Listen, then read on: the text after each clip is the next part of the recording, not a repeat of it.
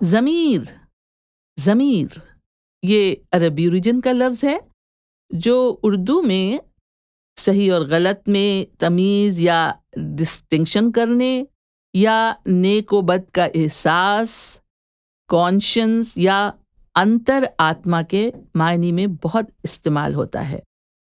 جیسے کہا جاتا ہے ادیب اور شاعر معاشرے یعنی سوسائٹی کا ضمیر ہوتے ہیں۔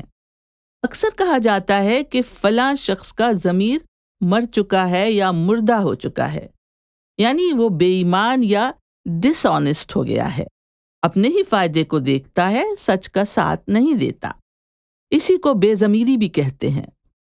ایک شعر میں یہ لفظ ضمیر آیا ہے جو اس کے معنی بخوبی سمجھاتا ہے۔ ہم نے گزار دی ہے فقیری میں زندگی، لیکن کبھی ضمیر کا سودا نہیں کیا۔ لیکن اردو گرامر میں لفظ ضمیر پروناؤن کے معنی میں استعمال ہوتا ہے، جیسے تم، وہ وغیرہ۔